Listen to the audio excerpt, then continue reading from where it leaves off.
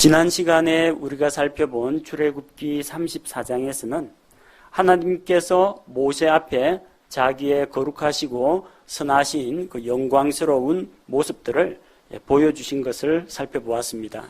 그리고 모세가 주 앞에 엎드려 경배하며 하나님께서 이 백성을 사랑하시고 긍휼을 베푸신다면 그 증거로 우리와 함께 거하옵소서, 그렇게 간청을 드렸습니다. 이스라엘 백성이 비록 완고하고 목이 뻣뻣하고 또 마음에 죄와 불법들이 가득 차 있지만 주께서 그들의 죄를 용서하시고 주의 백성으로 삼으소서, 우리의 하나님이 되옵소서, 그렇게 간청을 드렸습니다. 하나님께서 모세에게 그 구하는 것을 허락하셨습니다. 그리고 모세는 산 위에서 하나님 앞에서 40일간 함께 주야로 먹지도 마시지도 않고 교제하는 가운데에서 하나님께서 친히 써주신 십계명의 두 돌판을 가지고 내려왔습니다. 하나님께서 이제 이스라엘과 함께 하겠다고 하셨습니다. 자, 그럼 뭐가 필요합니까? 하나님께서 이스라엘 회중 가운데 거하심을 보여주는 그 상징이 되는 것이 성막입니다. 하나님의 성소. 그래서 다시 성소 만드는 이야기로 돌아갑니다. 이 내용은 우리가 이미 앞쪽에서 출애굽기 25장에서 30장 그 사이에서 다루었던 내용입니다. 그때는 산 위에서 하나님께서 성막의 양식들을 직접 보여주면서 이런 것들은 이러이러한 치수로 이런 방법으로 만들라라고 말씀하셨습니다. 이제는 모세가 내려와서 이스라엘 회중들로부터 성막 건축에 필요한 헌물들을 받고 그것을 사용해서 직접 성막을 만드는 일로 들어가게 됩니다. 그래서 앞쪽에 나온 25장에서 30장은 하나님께서 모세에게 명하신 것이고요. 이제 그 말씀하신 대로 이스라엘 회중이 모세와 또 성막 기술자들과 함께 마음을 다해서 하나님의 성막을 만드는 이야기가 35장부터 계속해서 39장까지 이어집니다. 35장에서 38장까지가 성막을 어떻게 만들었다는 이야기고, 39장에 제사장 의복이 나오고, 그리고 40장에 성막을 다 조립해서 세우는 이야기까지 이어집니다. 자, 오늘 우리가 다룰 내용은 출애굽기 35장에서 성막을 위해서 백성들이 하나님께 자원하는 헌물을 가져온 그 사건을 살펴보도록 하겠습니다. 자, 먼저 35장 1절에서 3절에는 자주 반복되는 하나님의 명령이 기록되어 있습니다. 주께서 모세를 통해 이스라엘 자손에게 친히 명령으로 주신 말씀입니다. 그 내용은 무엇이냐면 안식일에 대한 규례입니다. 자주 반복되어 나오죠. 출애굽기 곳곳에 십계명뿐만 아니라 중간중간에 계속 되풀이되어서 나옵니다. 이스라엘 백성은 이집트에서 종살이할 때 몸도 마음도 쉬지를 못했습니다.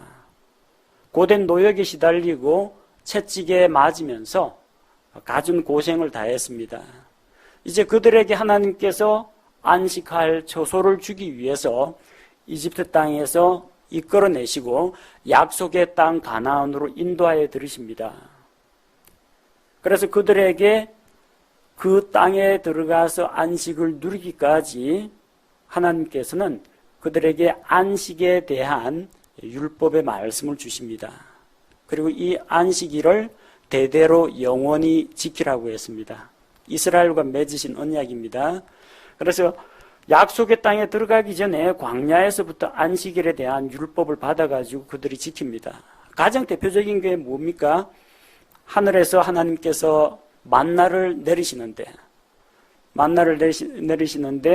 일곱째 날에는 만나를 주지 않으십니다. 여섯째 되는 날에 다음 날 먹을 것까지 2배로 내려주십니다.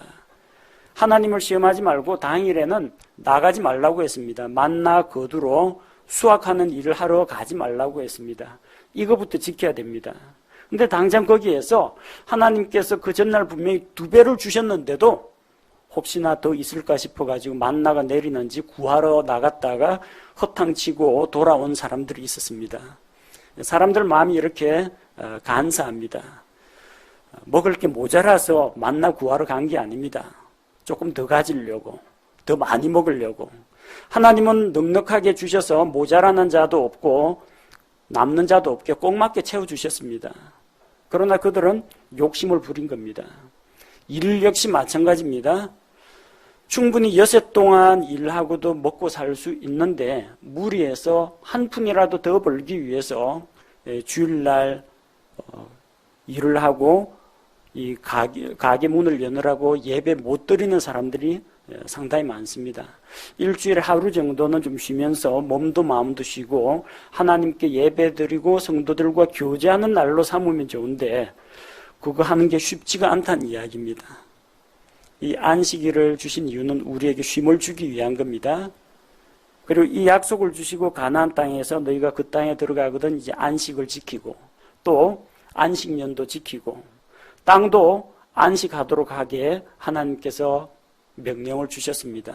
근데 또 그걸 또 지키지 않습니다. 땅의 안식일을 지키지 않고 해마다 계속해서 농경지를 돌립니다. 땅이 안식을 누리지 못해요. 자그마치 490년 동안 안식을 누리지 못합니다. 그래서 하나님께서 이스라엘 민족의 죄를 심판하시면서 그들을 바빌론으로 잡아갑니다.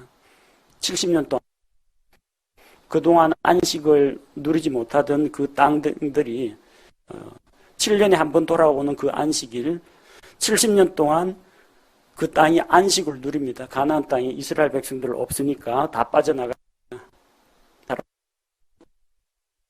만 거기에 살게 됩니다. 그 이후에 다시 그 땅으로 돌아옵니다. 여호수아가 가나안 땅 데리고 이스라엘 백성과 함께 들어갔을 때에도 그들은 전쟁을 했습니다. 안식은 누리지 못했습니다.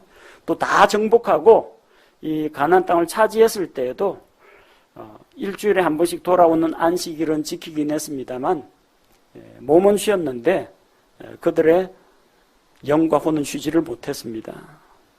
왜냐하면 죄 문제가 해결이 안 됐기 때문에 그렇습니다. 그 안식은 그럼 언제 누립니까? 신약 시대에 와서 예수 그리스도께서 안식일의 주인이십니다. 결국은 이 안식일을 통해서 그리스도를 바라보라는 겁니다. 예수 그리스도 안에는 안식이 있습니다. 죄로부터의 자유가 있습니다.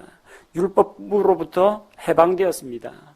그래서 예수 그리스도를 기다리게 하는 하나의 모형이라는 겁니다.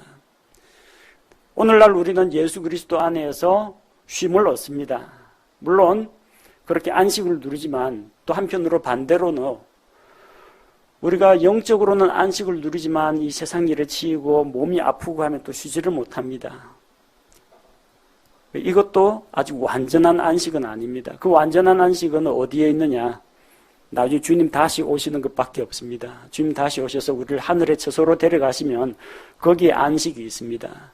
주님이 우리 데리고 지상으로 내려오셔서 이 땅 위에 천년왕국을 건설하시면 거기에서는 하나님께서 창조 세계를 다시 회복시키시고 땅에 복을 주시고 우리에게 안식을 주십니다.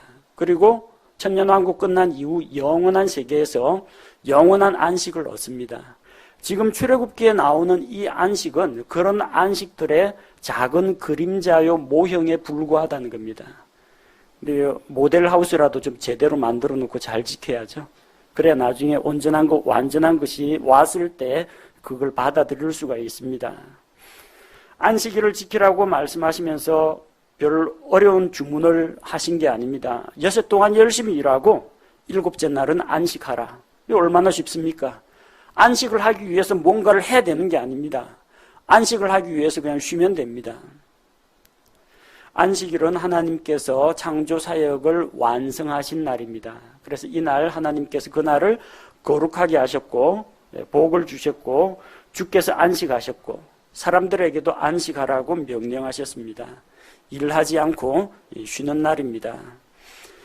그래서 구약시대의 유대인들은 3절에 기록된 말씀처럼 안식일에는 그 처소에서 자기 집 처소에서 불도 피우지 말라고 했습니다.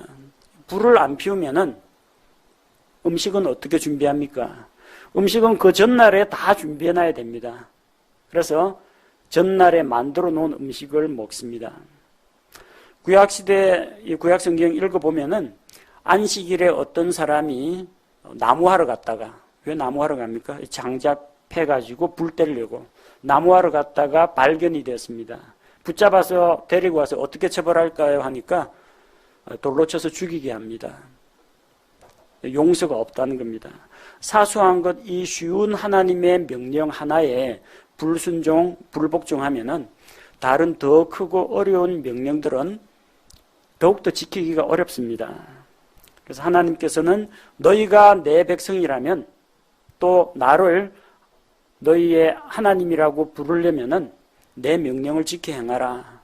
지켜 행하라 하면서 착한 일을 많이 하라든지 힘들고 어려운 일을 하라고 하지 않았습니다. 하나님 안에서 편안히 쉬고 맡기고 쉬고 안식을 누리라고 하셨습니다. 이게 하나님께서 그들에게 주신 복입니다. 하나님이 그들 가운데 거하시려면 그들이 하나님의 말씀에 순종해야 됩니다. 그래서 그들이 순종해야 할 가장 중요한 안식일의 규례를 주신 겁니다. 또 하나님께서 이스라엘 회중 가운데 거하시려면 하나님께 예배드릴 처소가 있어야 됩니다. 성막을 만들어 놓으면 하나님께서 셋째 하늘에서 내려와서 거기에서 집 짓고 거기서 거주하시는 거 아닙니다. 하나님의 영광이 거기에 임재하실 뿐입니다.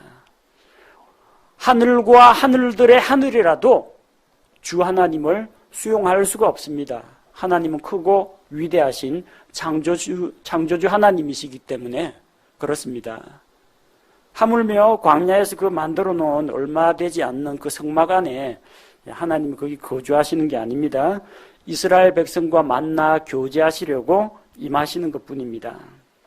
그 만남의 장소, 예배의 처소를 위해서 이스라엘 백성이 성막을 만들어야 했고 그걸 만들려면 여러 가지 물질들이 필요합니다. 금, 은, 보석, 금속류, 나무류, 옷감류 이런 것들이 다 필요합니다. 그래서 각 사람마다 주께 헌물을 가지고 오도록 했습니다. 4절과 5절에 보니까 마음에서 자원하는 자는 누구든지 헌물을 가지고 오라고 했습니다. 기꺼이 드리고자 하는 마음이 있으면은 가지고 오라고 했습니다. 여기서 우리가 주목해야 할 것은 헌물을 드리는 데 있어서 가장 중요한 원칙은 액수가 아닙니다. 혹은 자기 수입의 몇 퍼센트라는 그 퍼센티지가 아닙니다. 가장 중요한 건 무엇이냐? 마음에 자원하는 마음이 있느냐는 겁니다. 감사하는 마음이 있습니까? 드리고 싶어 하는 마음이 있습니까? 기꺼이 자기 자신을 하나님께 바치고자 하는 헌신하는 마음이 필요하다는 겁니다. 이 헌물은 성경에서 주의 헌물이라고 합니다. 모세의 헌물이 아닙니다. 이스라엘 민족의 헌물도 아닙니다. 주의 헌물입니다. 왜 주의 헌물이냐? 주님께 드리기 때문에 주의 헌물입니다. 주를 위하여 드리는 것이고 바친 이후에도 주의 소유가 되기 때문에 하나님의 소유이기 때문에 주의 것입니다. 우리 예배 시간에 이제 헌금을 드리면 이 헌금은 목사의 것도 아닙니다. 교회 재정부의 것도 아닙니다. 회중의 것도 아닙니다. 하나님의 것입니다. 하나님을 위해서 드리는 겁니다. 그리고 하나님께서 명하신 일들을 하기 위해서 사용하는 것입니다. 자, 그들이 바쳐야 할 헌물들의 종류가 쭉 기록되어 있습니다. 5절에 보니까 금, 은, 놋이 나오죠. 금속들입니다. 지난 시간에 배운 것들 복습해 보겠습니다. 금이 상징하는 것은 하나님의 영광과 신성을 의미합니다. 은이 상징하는 것은 은은 사람을 구속하고 대속하고 이미 팔려버린 밭을 다시 속량하는 데 사용하죠. 은은 대속을 상징합니다. 놋은 심판과 고난, 희생을 의미합니다. 그래서 희생물을 태우는 번제헌물 제단은 열을 견딜 수 있는 놋으로 만듭니다. 그 금으로 만들면 뜨거운 불에 다 녹아버립니다. 고온에서 견딜 수 있도록 노수로 만들도록 했습니다.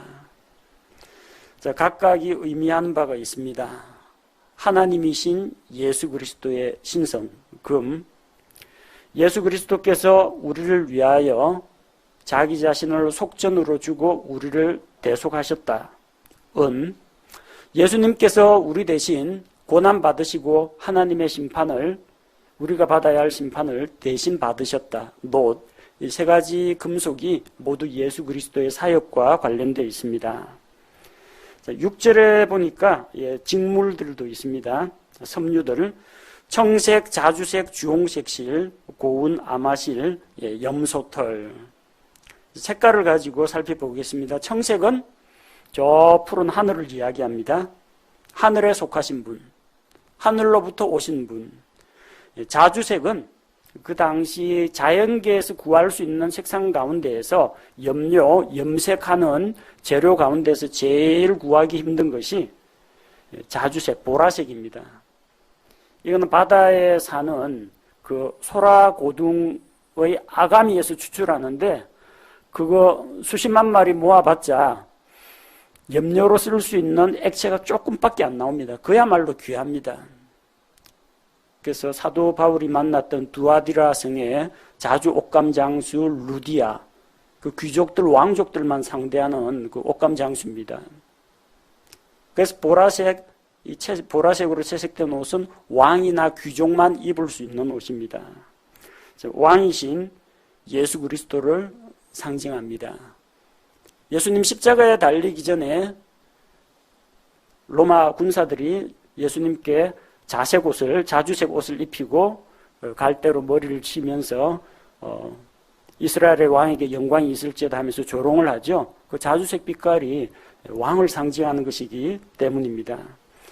주홍색 실은 예수 그리스도의 피, 대속의 피를 상징합니다. 희고 고운 아마실은 흠이나 죄가 없으신 예수 그리스도의 순결하심, 그분의 무죄하심을 나타냅니다. 흰 염소털 역시 마찬가지입니다. 7절에 나오는 붉게 물들인 순양 가죽은 피 흘려 죽임 당하신 어린 양 예수 그리스도를 나타냅니다. 오소리 가죽은 물개 가죽 아닙니다. 해달 가죽이 아니고요. 오소리 가죽입니다. 거무튀튀하고 별로 색깔도 아름답지도 않습니다. 성막 덮개 맨 마지막에 오소리 가죽을 덮습니다. 사람들이 보기에 고운 모양도 없고 풍채도 없고 아름다운 것이 없는 그냥 평범하신 낮고 겸손하신 예수 그리스도를 나타냅니다. 광야에서 자라나는 시팀나무. 이 시팀나무는 성소 그리고 지성소 그 주변을 감싸는 성막의 뜰 이런 데 기둥 재료로서 사용이 됩니다.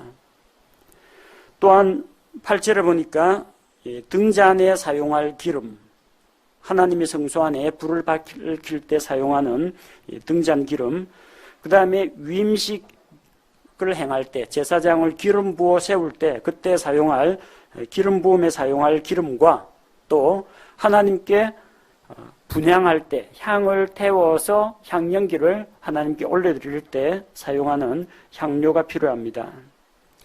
아론의 어깨 위에 올라갈 그 줄마노 보석도 있어야 되고요. 에봇과 흉패에 물릴 보석들도 있어야 합니다. 여러 가지 것들 다 다양하게 들어갑니다. 목재도 있고요. 금속도 있고 섬유 가죽 종류도 있고요. 보석 종류도 있고 기름이나 향 종류도 포함됩니다. 자, 이런 재료를 가지고 무엇을 만들 것인가? 만들어야 할 성막의 기구들 목록을 보여줍니다. 구체적으로 만드는 이야기는 36장부터 시작됩니다. 11절에서 15절에 보니까 성소 내부에 들어가는 이 기구들입니다. 16절에서 18절은 성막 뜰에 비치하는 기구들입니다. 성소 내부에 필요한 거 11절에 보니까 이제 성막에 속한 모든 것, 장막, 그리고 덮개, 그리고 그 길게 늘어진 그 여러 폭의 앙장들을 연결하는 고리들이 있죠. 걸쇠들. 그 다음에 널빤지들, 성소 안에 있는 기물들을 나를 때 사용하는 그 금고리에 꿰어서 사용하는 가로막대기들, 그리고 성소 입구, 성막 입구에 세워놓을 기둥들, 그 기둥들과 널빤지들 밑에 사용되는 밑받침들, 노시나 은으로 만든 밑받침들.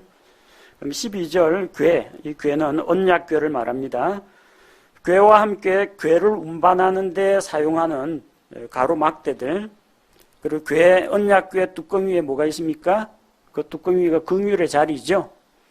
그룹들 두 마리가 서로 날개를 펴가지고 서로의 날개 그늘이 마주 닿는 그 아래쪽 그늘 자리가 긍휼의 자리입니다.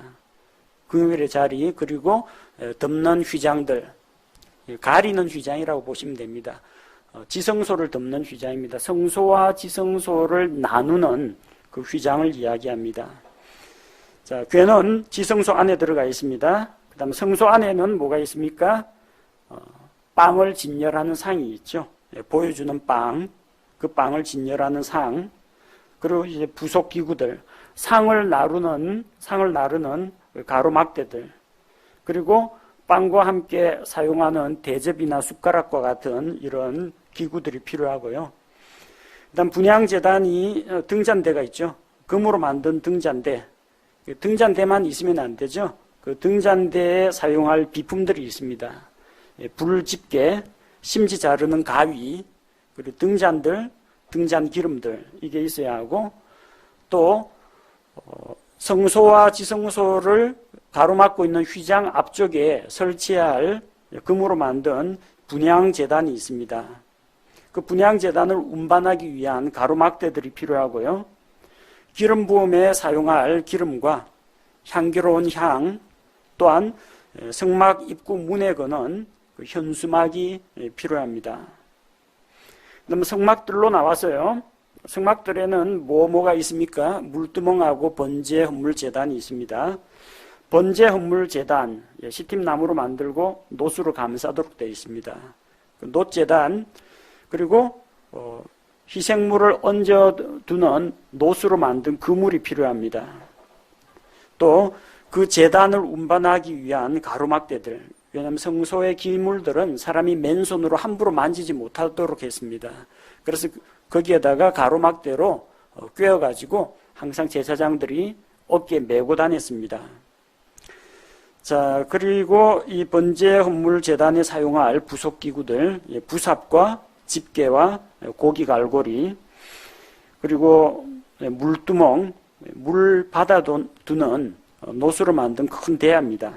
그리고 물두멍 밑에 있는 받침들, 이런 것들이 필요하고, 그 성소 입구에 현수막이 있는 것처럼 그 성소를 둘러싸고 있는 그 뜰 있죠.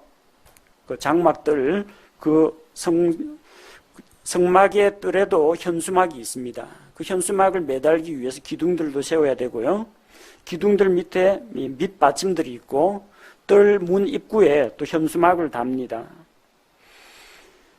그리고 성막에 필요한 말뚝들, 그 성막을 잡아당겨가지고 텐트 지주핀처럼 말뚝으로 고정을 시킵니다. 성막의 말뚝들, 그리고 뜰에도 말뚝들이 있고요. 그 장막들을 고정시키는 말뚝들도 준비해야 됩니다. 그리고 19절을 보니까 제사장 아론이 성소에서 섬길 때 입는 그 대제사장의 예복, 그리고 아론의 아들들 제사장들이 입는 제사장들의 의복들도 만들어야 됩니다. 자, 이런 모든 필요한 것들을 만들기 위해서 이스라엘 자손이 주께 헌물을 가져왔습니다.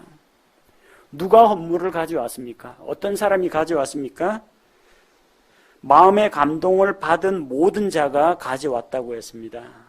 헌물을 드리려면은 마음이 내켜야 됩니다. 하기 싫은데 눈치 보여가지고 압력 때문에 하면 곤란합니다. 자기 마음에서 우러나야 됩니다. 마음에 하나님께 드리고 싶은 마음이 일어나는 그 마음의 감동이, 마음의 움직임이 있어야 됩니다. 그리고 영으로부터, 자기 영으로부터 자원하는 마음이 있어야 됩니다. 자원하게 된 자가 가져왔다고 했고, 역시 자원하는 마음을 가진 모든 남녀들, 또 그 마음이 지혜로운 자들, 누가 마음이 지혜롭습니까? 주를 두려워하는 것이 바로 지혜라고 했습니다. 지혜로운 자들이라는 것은 IQ가 높다는 이야기가 아니고요, 하나님을 공경하고 하나님을 존중하는 자들입니다. 자, 이런 자들이 하나님께 예물을 드렸습니다. 우리 자신과 비교해 보십시오. 나는 과연 하나님을 존중하고 하나님을 공경하고 있습니까? 내 마음속에는 인색함으로나 억지로 하지 않고 자원하는 마음으로 후하게 드리고자 하는 마음이 우러납니까? 그런 마음가짐으로, 그런 태도로 헌물을 하는 것이 중요합니다. 이거는 구약이나 신약이나 동일합니다. 하나님께서는 기꺼이 자원하는 마음으로 기쁘고 즐겁게 드리는 자를 받아주십니다. 왜 이런 헌물을 드렸는가? 21절에 보니까 성막을 위해서 드렸습니다. 성막을 만들기 위해서, 또 그걸 유지하기 위해서, 또한 주님을 섬기기 위한 모든 것, 하나님께 섬기기 위해서 계속해서 소모품들이 들어갑니다. 빵도 구워야 되고요, 등잔에 기름도 필요하고, 또한 분향제단에는 향재료도 필요하고, 주님을 섬기기 위해서 이런 것들이 들어갑니다.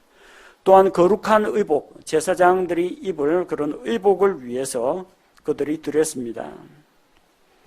29절에 보니까 주께서 모세를 통해 만들라고 지시하신 것들을 만들기 위해서 이 모든 헌물을 드린 겁니다. 자, 22절에서 28절을 보면 그들이 가져온 헌물의 종류가 나옵니다. 앞쪽에서 살펴본 바와 거의 같습니다. 22절에 보니까 팔찌, 귀고리, 반지, 납작한 보석, 금보석. 광야에서 이게 다 어디서 났습니까? 이집트에서 나올 때 이집트 사람들이 그들에게 선물을 후하게 주어서 보냈습니다. 그동안 수백 년 동안 이집트를 위해서 일을 하지 않았습니까? 그것도 채찍에 맞아가면서 악조건 가운데서 열심히 일했습니다. 거기에 대한 보수라고 생각하면 되고, 근본적인 이유는 하나님께서 이집트 사람들의 눈앞에서 자기 백성 이스라엘이 호의를 입게 하셨고, 그거 가지고 나와서 하나님의 성소를 만들라고 그렇게 가지고 나오게 하신 겁니다. 근데 그 중에 일부가 잘못 사용됐죠. 금붙이 가진 사람 가지고 와라 해가지고 녹여 부어가지고 금송아지 만들었습니다. 그건 잘못된 것이고요. 원래는 하나님께 드려가지고 성소에 필요한 것들을 만들기 위한 헌물이었습니다. 23절에는 아까 우리가 이야기한 여러 가지 섬유, 직물들이 나옵니다. 청색, 자주색, 주홍색 실, 고운 아마실, 염소털, 붉게 물들인 순양 가죽, 오소리 가죽.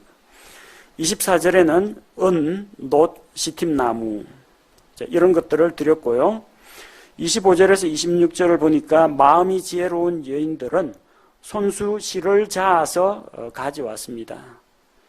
염소털이라든지 아마라든지 여기에서 실을 뽑아가지고 만들고, 또 배를 짤 줄 아는 여인들은 그 실들을 가지고 옷감을 짭니다. 그래야 휘장도 만들 수가 있고요, 제사장 의복도 만들 수 있기 때문입니다. 치리자들은 줄마노와 에봇과 흉패에 물릴 보석들을 가지고 왔습니다. 또한 성소 안을 밝히기 위해서 등불과 또 등불에 필요한 기름, 기름 부음에 쓸 기름, 향에 쓸 기름, 향료, 이런 것들도 가지고 왔습니다. 그리고 이 모든 것들을 요약 정리해서 29절에서 이스라엘 자손의 모든 남녀가 주께서 만들라고 명하신 것들을 만들기 위해 자원하는 헌물을 가져왔다, 이렇게 요약하고 있습니다. 30절에서 35절에는 성막 제작 기술자들이 소개됩니다. 30에서 33절, 부살레엘, 이 사람은 유다 지파 사람입니다. 훌의 손자요 우리의 아들이라고 소개되어 있고, 하나님께서 주의 영으로 그를 충만하게 하셨습니다. 그에게 지혜와 명철과 지식과 온갖 종류의 기술로 채워주셨습니다. 사실 모세는 산에서 하나님께서 보여주신 그 양식들을 보고 왔습니다. 모세의 머릿속에는 있습니다. 근데 이걸 어떻게 표현해야 될지 모릅니다. 말하면 제작 기술자들이 척척 알아들어야 됩니다. 어떻게 그렇게 가능합니까? 하나님께서 보여주신 그 내용은 모세가 알고 있습니다. 근데 그 모양을 어떻게 이해하고 어떤 치수로 어떻게 만들 것인지는 하나님의 지혜가 있어야만 가능한 일입니다. 그래서 주님께서 그들에게 지혜를 주신 것입니다. 기술도 주셨습니다. 그래서 그것을 통해서 정교한 일들을 고안하게 하셨습니다. 금과 은과 놋을 다루며 이 금속들을 녹이고 그리고 새기고 다듬고 하는 이런 일들, 보석을 깎아서 또 이 금으로 만든 그 핀에다가 물리는 일들, 나무에 새기는 일, 그리고 온갖 종류의 정교한 것들을 만드는 일을 맡기셨습니다. 또 한 사람은 34절에 나오는 아홀리압입니다. 이 사람은 단 지파 사람으로서 아히사막의 아들이라고 합니다.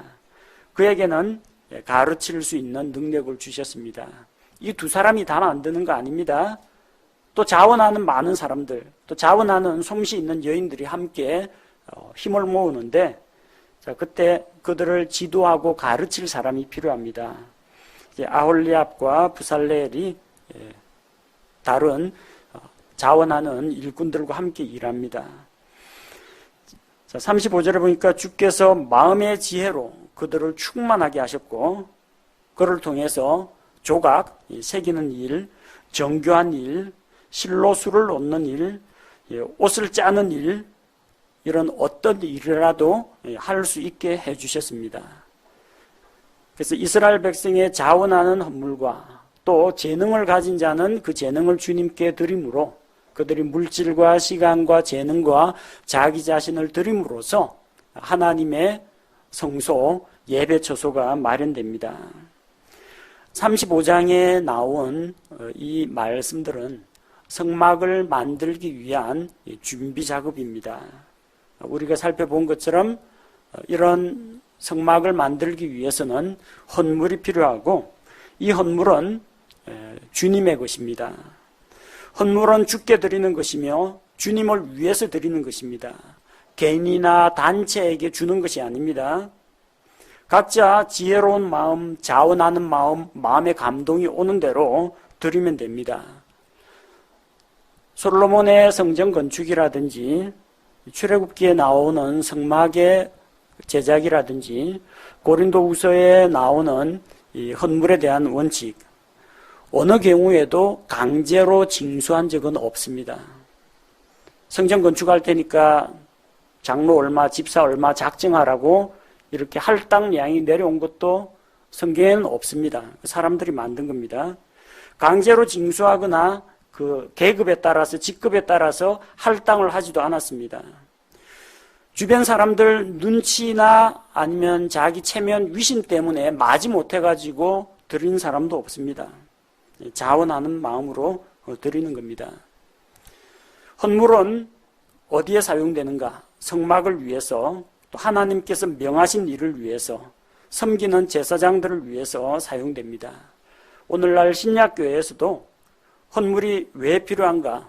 예배당 이 시설 유지, 관리, 운영, 보수하는데 그만큼 비용이 필요합니다. 하나님께서 명하신 일들을 위해서 성도들을 대접하는 일이라든지 복음을 전하는 일이라든지 문서, 인터넷 선교하는 일이라든지 이런 일을 하는 데는 비용이 들기 때문입니다. 또 구약시대 레위 사람과 제사장들을 위해서 그들의 쓸 것을 공급한 것처럼 말씀 사역자나 해외에 나가 있는 선교사들을 위해서 그들의 쓸 것을 공급하기 위해서 헌물을 드립니다. 하나님께서는 이 성막을 만드는 일을 모세 한 사람에게 맡기지 않고 성막 제작 기술자들을 세우고 또 자원하는 마음과 솜씨 재능 있는 사람들을 불러 모으셨습니다. 하나님께서는 그들에게 일을 나누어 맡기셨습니다. 감히 그 영광스러운 하나님의 예배 처소를 만든다는 것, 어떤 실수나 잘못을 범하지 않으려면은 상당히 조심해야 되고 또 지혜롭게 정교하게 일을 해야 됩니다. 두렵고 떨려가지고 제대로 일이나 하겠습니까? 하나님을 존중하고 두려워하는데, 근데 하나님께서는 그들이 자원하는 마음으로 자기 자신을 하나님께 드릴 때 그 일들을 할 수 있는 능력도 함께 주셨습니다. 그 일을 맡은 자들에게 하나님께서 지혜를 주시고 명철을 주시고 지식을 주시고 또 온갖 지식과 기술들로 그들을 충만하게 채워주셨습니다. 하나님께서 여러분들을 부르실 때 두려워할 필요가 없습니다. 내가 교사로 부르심을 받았다, 소모임 리더를 맡았다, 긴장되고 신경 쓰이는 일들이 많은 건 사실입니다. 그런데 하나님께서 말씀에 대한 깨달음을 주십니다. 사람들을 어떻게 대하고 또 어떻게 모임을 이끌어 가야 할지 지혜와 분별력을 더하여 주십니다. 그래서 하나님께서 자기의 일꾼들로 하여금 하나님께서 뜻하시는 대로 원하시는 대로 일들을 행해 나가게 하십니다. 그렇게 하시고도 수고하였다, 잘하였다 하면서 우리에게 상급을 주십니다. 그래서 우리는 하나님의 일을 맡을 때 두려워하지 말고 내 능력, 내가 가진 내 소유를 의지하지 말고 크고 놀라우신 하나님의 지혜와 능력을 의지하고 내 소유는 버리고 하나님의 소유로 하나님의 일을 해야 합니다.